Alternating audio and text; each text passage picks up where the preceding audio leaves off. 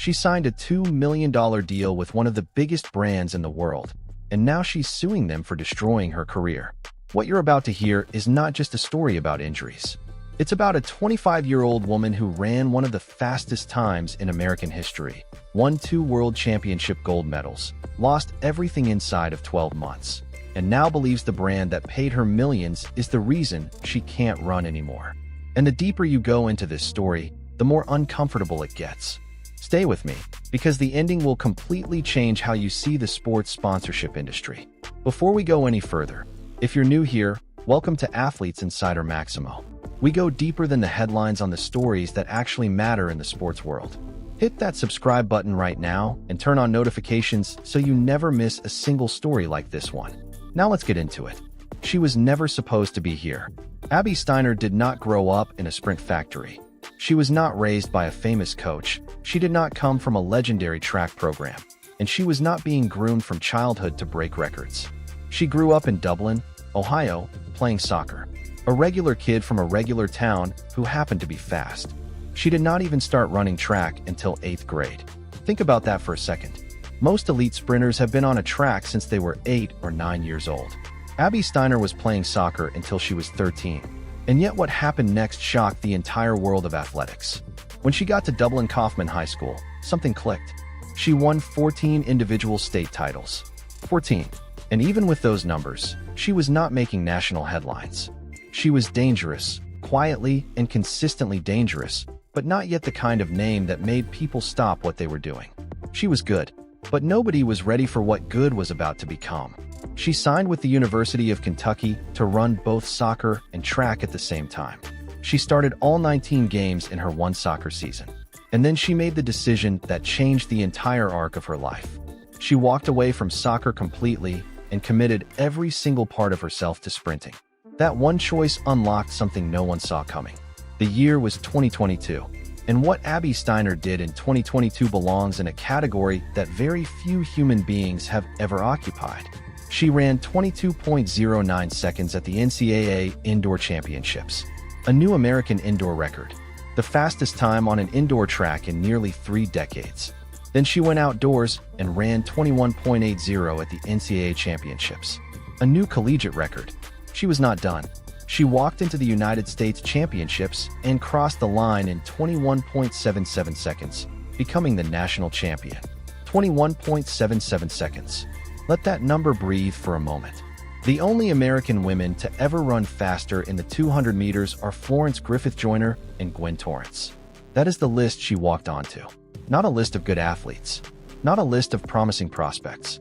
A list that includes one of the most iconic sprinters in the history of the sport. And she ran 57 races that year. 57. Most elite sprinters manage their schedule carefully, protecting their bodies, managing their workload across a season. Abby Steiner ran 57 races in a single year. At the time, nobody questioned it. She just kept running and she kept winning. She went to the 2022 World Championships in Eugene, Oregon, and finished 5th individually in the 200 meters. Then she got on the track for the 4x100 relay and ran a 9.86 split on the second leg, the fastest second leg in the entire race. Team USA won gold. 2 days later, she came back for the 4x400 relay and won gold again. 2 World Championship gold medals. At 22 years old, Puma came calling. The reported deal was over $2 million. Her face, her name, her speed. The world had officially been put on notice that Abby Steiner was not a moment. She was a movement. Now here is where the story changes. And I need you to stay with me because this is the part that matters most. In August 2023, Abby had surgery on her left foot for something called Haglund's deformity. It is a bone spur that presses directly into the Achilles tendon. Excruciating. Dangerous for any athlete. Career-altering for a sprinter whose entire weapon is her stride. 1 month later, in September 2023, she had the exact same surgery on her right foot.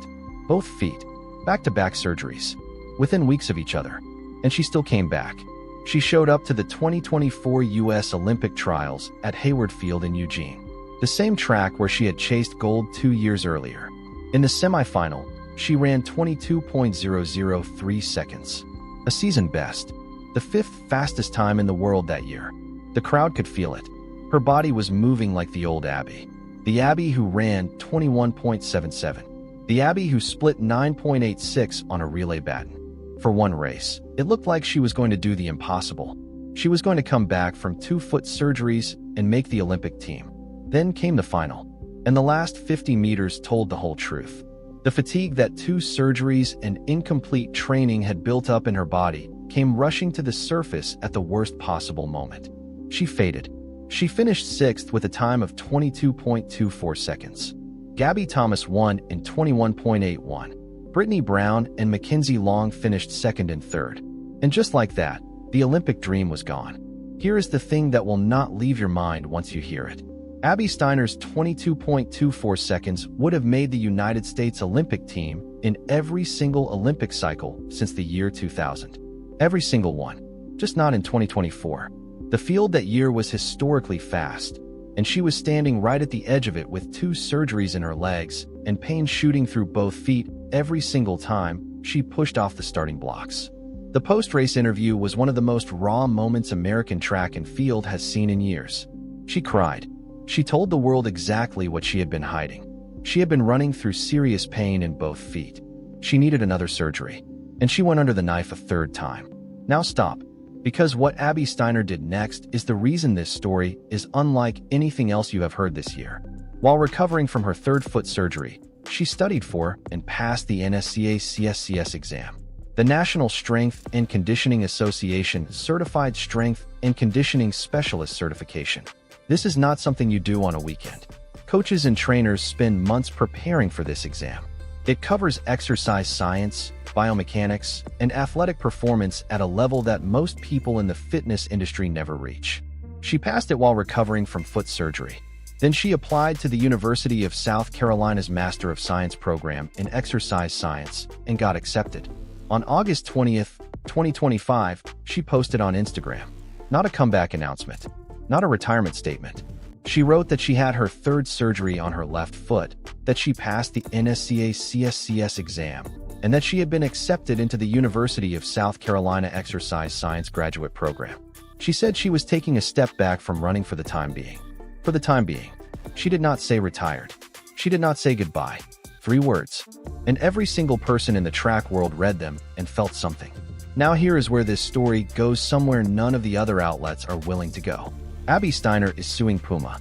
She is alleging that the shoes and training equipment they provided her were defective, and that Puma knew it. She believes these injuries are career-ending, and she believes the products she was given directly contributed to the damage in both of her feet. Let that land for a moment. She is not suing because she had a bad race. She is not suing because a sponsorship deal fell through. She is suing a $2 billion brand because she believes their gear helped destroy her body at the peak of her career. Coach Rob, one of the most respected voices in track analysis, said it directly. A healthy Abby Steiner in the 200 meters is a guaranteed Team USA spot. Not a maybe, a certainty. And he pointed out something that everyone seems to be glossing over. When Abby Steiner ran 21.77, when she was breaking collegiate records and indoor American records, she was wearing Kentucky Wildcats gear. The Puma spikes came after. That fact alone is now part of the legal conversation. Think about the timeline. 57 races in 1 year as a developing collegiate athlete. Puma deal signed. Foot surgery on the left foot. Foot surgery on the right foot. Failed Olympic trials qualification. 3rd surgery. Lawsuit. This is not bad luck. A 22-year-old body running 57 races in a season is being pushed to the absolute limit of what human tissue can sustain. And when you add equipment into that equation, when you add the kind of spikes and training gear that a professional sprinter wears at maximum effort on every single repetition, the margin for defect becomes dangerously thin. 1 millimeter of heel construction. One small variance in how force travels through the shoe. One repeated stress point on the Achilles. Now I want to ask you something, and I want you to sit with the question before you answer it, even just in your own head. How many athletes have we watched disappear from the sport and never fully understood why? How many careers ended in a blur of injury reports and quiet retirements, and we never asked the next question? What was the athlete wearing? What gear were they given? Who was responsible for that equipment? And did anyone who had access to data about failure rates ever pick up the phone and say something? The lawsuit Abby Steiner has filed is going to force some of those questions into a courtroom. And whatever the outcome, the conversation it starts is long overdue. Here is what I need you to hold on to as this case develops. Abby Steiner is 25 years old. Her 21.77 does not expire. Talent at that level does not simply vanish because a calendar changes. She is studying exercise science at the graduate level. She holds a professional certification that most coaches do not have.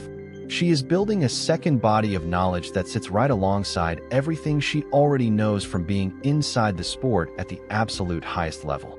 And she said for the time being, not done, not finished, not goodbye.